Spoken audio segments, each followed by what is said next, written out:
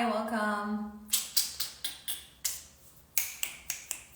I hope that you're here for rest and rejuvenation. And I am just wondering how you're doing. Drop it into the chat. We are going to talk about what rest looks like for you. Welcome back, Hannah. And welcome, Leela Larynx. Welcome, Gordon Stretches. So y'all, before I do anything, I just want you to drop into the chat, what level of rested are you right now? Just like, it could be a number scale, it could be very so-so, a little bit. What level of rested are you in this moment right now? I just want to know. I want to know. Yeah, so welcome. I think my level of rest is like a general unrest and caffeinated and also chill. It's a whole like mix of things. So what's your level of rest right now? All right, well, I'm gonna go ahead and start our little talk here. I just want you to know this is a very interesting space for me to be in because I am just gonna talk. And I'm hoping that you're gonna chime in sometime. So Gordon Stretches says they're tired and caffeinated also, which, you know, it just is what it is, right? Like, what are we gonna do about that sometimes? But also, there are things we can do about it. And so I wanna talk through what we can do about that. All right? So, first and foremost, thank you for being here. My name is Tejal. My pronouns are she and they. And I really try to work to make the world a better place. And I do that through relationship building, you know, through the Tejal yoga community and also the member space that we're in, trying to explore deep listening, and by offering teachers and other healers a space to rest and realign and reinvigorate their internal fire for change. So, how rested do you feel? I'm going to put that into the chat for anyone new and coming in. And then, you know, in 2014, I realized that I couldn't do any of this work that I love doing with a full heart by staying in my corporate job. So I know many of you are still working full-time day jobs. Sometimes you're even working in yoga teaching jobs that you're not wholeheartedly like invested in. So I wonder if that resonates with you as well. And then in 2014, I took a huge risk and realized I'm going to switch careers. Like, I'm completely switching. I'm leaving finance for good. I'm leaving corporate America for good. And I'm going to try and teach yoga full time. I just dove headfirst into the journey of becoming a yoga teacher, eventually a yoga guide, and, you know, now a mentor to yoga teachers. So with over 1,000 hours of training covering anywhere from vinyasa to creative sequencing to advanced hatha, restorative, prenatal, restorative for race, space, and ethnic-based stress and trauma, going through diversity and inclusivity training and mindfulness-based trainings, this is where I'm at. And I'm happy to be in this practice of educating and empowering all students, all teachers, to advocate for yoga through a social justice lens. Which is why I wanted to have this conversation about liberation through rest. And it's not just a conversation today, it's also an event that I'm hosting on October 7th. It's a free event. So I want you to be able to sign up for that free event. And if you can't make the live time because it's a Pacific Coast practice, like Pacific Coast timing, I want you to be able to still sign up and then come or watch the replay, is what I really meant. So you can just go to tejalyoga.com/liberation for that. And I just invite you to check in with me right now.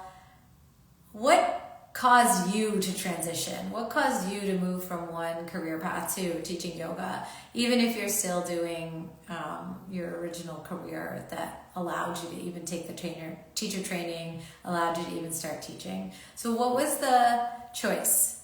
What was the reasoning? You know, for me, the reasoning to move from a corporate day job into teaching yoga was obviously not because it made a ton of money. It was not because I hated my job, which surprises people. I liked my job. I liked working with people. I liked working with other departments and divisions. I really enjoyed all that. But what ended up happening is that I took my yoga teacher training and I started to notice that it added to my understanding of yoga from what I grew up with. And I appreciated that it added to it, but it also created some dissonance, like some misunderstanding around yoga or some exposure to the misunderstandings of yoga. And from that point, I was like, I want to learn more and I want to do more with yoga, my teaching and my practice, so that this dissonance starts to dissolve and I can start to reconcile the gaps. Eventually, that put me in a position where I was like noticing I didn't have enough time in the day to devote as much as I wanted to the yoga practices, to the teaching, to being invested in yoga in the way I wanted to. And I was in a situation where I could quit my day job and then go and study more and then come back and try and teach the yoga. So that's what really set me off. And I wonder what set you off on this journey to be a teacher, a guide, or a healer. Some point on that journey, I started to notice how exhausted I was and how I wasn't able to replenish my energy stores. I wasn't able to refill my cup of insight, of positivity, of drive, so that I could give that back out to people, which is essentially why I started teaching yoga in the first place. So, you know, it was like this vicious cycle where it was like, you found something, you're excited about it, you're exhausted from it, and there's no time for a break because you're caught in the cycle of capitalism. Like, well, how can I take a rest if that means I don't get paid? You know, and that's a really real thing that affects a lot of us. So what I wanted to talk about and go online and talk about with you today is how do we find rest in the system that we live in? Not just because we are beholden to the paycheck, not just because we actually need it to survive, but also because there are other things that we're interested in that are calling us and asking for our energy, asking for us to go and be of service or do seva or offer things to other people. How many times have you been in a situation where you're like, I don't actually want to go to work or prepare for this meeting. I'd rather be supporting my community. I'd rather be at this event that I know is going to give back. I'd rather be, you know, marching against ICE right now. And I know that it's very real to have to decide what to do with your time and energy. And sometimes the decision's just made for us because we live in a system where we have to grind. If we aren't grinding, we're very lucky. And hopefully we're giving back, you know, as much as we possibly can, even as we're supporting our family and community. So I wanted to discuss this idea of rest and how it doesn't always have to pull us away from our activism. It doesn't always have to pull us away from our work. The way we can start to explore rest is from an internal state of being. And the way we can start to tap into our internal state of being is really an approach that we can take. Sometimes that approach happens on your own. You can do this in your own house. You can take time out for yourself to really approach your state of being and understand if you can find a more rested place. And oftentimes that approach needs to be delivered. It needs to be offered to us. We need to be receiving this guidance and be in a space where that's the main focus. For example, you might want to read a book at home, but then so many things are taking you out of that activity. Somebody's asking for your time, the pet jumps on your lap, you have a timer going off for the laundry, the phone is ringing, you're distracted by your text messages. But what if you just go to the library and you're in an environment where other people are reading, other people are looking at books and media, and it's a quiet space to do just that, you're more inclined to do the thing that you want to do. It's like when you go to study at the library versus study at home. And I would like to invite us into the idea that it's not necessarily the environment that needs to shift, because let's be honest, the world is on fire and we can't control most of that. So if we're waiting for all of that to change, we're waiting for other things to happen so that we can start to see and tap into ourselves and our internal state of being. And that's just not going to happen. So what we really want to start to look at is, how can we witness everything that's going on in the world and also witness ourselves, and then accommodate ourselves for our own needs so that we can be better witnesses and then active participants in transforming the world to become the place that we want to live in.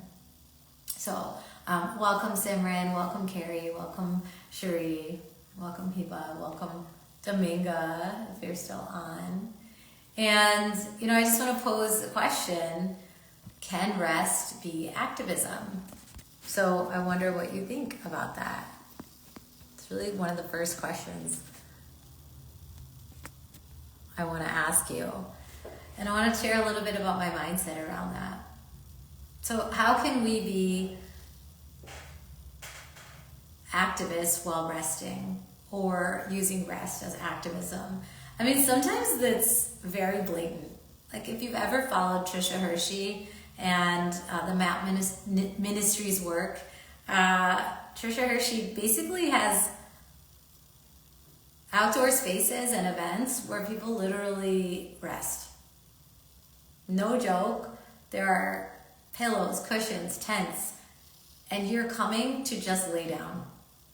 And you're doing it in public. It's almost like performance art, except you're really tapping into your deep need for rest. The way that that shows up as activism is because this practice is focused on the Black community, and the idea that the Black community was uprooted from their homelands to be in this country simply and only to work, and that is the value of their presence in this country. And we need to rewrite that narrative. We need to burn that narrative to the ground. And Trisha Hershey is at the forefront of doing that work and saying, no, my community deserves rest. We're valuable resting. We're valuable if we choose to work, right? And so we want to understand that rest in certain cases has been robbed from people. If you are a teacher, a healer, a guide, if one of the things you say in the world is that I have a deep passion and a calling to serve the most marginalized of our communities, or people that are constantly being marginalized by the system, it's kind of up to us to understand the why behind that and the how. Why, that's personal for you. You feel free to share it here if you like. But how you do that is by understanding the systems at play that are actually subverting us from being able to rest and from being able to explore the quality of our relationships and the quality of our work rather than the quantity, right? That are inviting us to think about the liminal spaces and the gray areas and the idea that nothing is ever perfect and nothing is ever wrong, and that we can live in that space of constantly expanding and constantly understanding. So can rest be activism? I'm just going to see what you have dropped into the chat so far. And Cherie said, absolutely. Carrie says, I think it can be, as long as I don't stay there forever. I think of the gunas. I know I need tamasic energy and to rest and just be. And I also need to ensure I'm resting so I can wake up. Carrie, thank you for sharing that. My brain took that as so I can wake the fuck up. But that's the reality, right? We can't lean into one more than the other, right? We can't be Rajasic all the time, full of passion, energy, that Tasmanian devil work ethic and activation all the time, because eventually we'll just flop over and be out of steam, right? But if we're tamasic all the time, we end up molding into the space that we're resting into, and the energy to get up and go just diminishes so greatly. And so we have to find, or we're asked to find a balance, because living and existing is an imperfect process. It's also a finite process. We're not going to be here for a long time, so might as well make it a good time, and might as well make it as useful as you want it to be, right? And as you want it to be is really subjective, but this is where we're at. We're in spaces where we're learning more, where we're in context with other people and experiences that help us to expand what we think is possible and what we think is probable in the lifetime that we're in, but also in the lifetimes to come for future generations. Cherie says, it's so powerful to witness and certainly a reminder. Absolutely. Carrie, just reiterating, I rest so I can wake the fuck up, kids. LOL. So I think that's one of the questions that I think is really important. Can rest be activism? And it's like, yes, absolutely, in proper proportions, right? And in line with the seasons of our lives. So we also have to take that with a grain of salt. Like, certain seasons ask us to rest more, sure, but certain seasons of our life, when we're stricken by grief, when we are abundantly joyful, ask us to do different things with the rest and the need for rest. So I think it's important to take stock of where you are. I think we've answered my next question, which is rest necessary? It's like, yes, absolutely. How does rest help with my resistance work? So I'm going to ask that back to you. How does rest help with your resistance work? And how has it helped with your resistance work? Let's not be theoretical about it. Give me an actual example.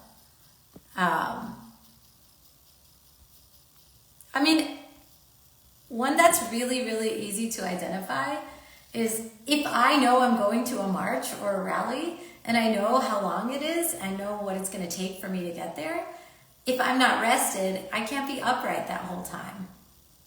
It's just like if I don't have the right materials and support, if I'm not wearing the right shoes, if I don't have sun protection, if I don't have an umbrella, and I know that that's going to hamper my ability to be present and engaged, I want to prepare for that.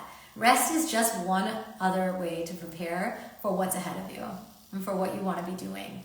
So I ask the question back to you, how does rest help with your resistance work? And I'd love to hear what you have to say about that. All of the questions that we have about rest and how we can find liberation through rest really come down to this idea of knowing what we need internally. Because externally it's a shit show. We're also looking to find joy and connection wherever we can in the midst of all of this, and finding the balance for all of that really relies on knowing what your needs are in the state that you're in. Liberation through rest, the event that I'm hosting, that I'm inviting you to freely, is a practice of moving through a series of practices in a way that not only helps you tap into your internal state of being, but also allows you to sit with others who are exploring the same question. What is it that I need right now to refill my cup so that I can move forward with the passion and drive and fire for the work that I do in the way that I imagine I can do, right? Not in some outlandish, unavailable way, but in a way that allows you to stay connected and close to purpose. So in our event, we are going to practice meditation, which you don't have to lead, you'll be guided through. In our event, we're going to go through journaling and creative writing, which is going to jog up the things that are unspoken and unsaid. And then in our event, we're going to go through a fall season Ayurveda overview. So how does the season that we're shifting into, fall, affect us? And what are some best practices? I'll share some with you, but also we're going to share with each other. So we're going to break up into a group and share with each other how to best transition into the fall and find what we need through Ayurvedic practices and rituals to be able to keep our engines running with optimal, like oil and speed. Also, we're definitely going to explore just resting, just a period of rest, breath, release. Hopefully release tension in the body, hopefully release some of the tension in our minds that we're holding on to about the times that we're living in. And through this entire experience, this 2-hour experience, I'm going to invite you to come out of it refreshed, rejuvenated, energized once again. And we will tap into that, and we will talk about how we can use that going forward. And I will also have like a special offer for you, for the healer, the teacher, the guide, for the person that needs this type of grounding support for the work that you're doing. So I hope you're excited to join this workshop. I'm excited to host you, and I'm here for any questions you have, so please let me know. Take care, y'all, and I will see you October 7th at Liberation Through Rest. Peace.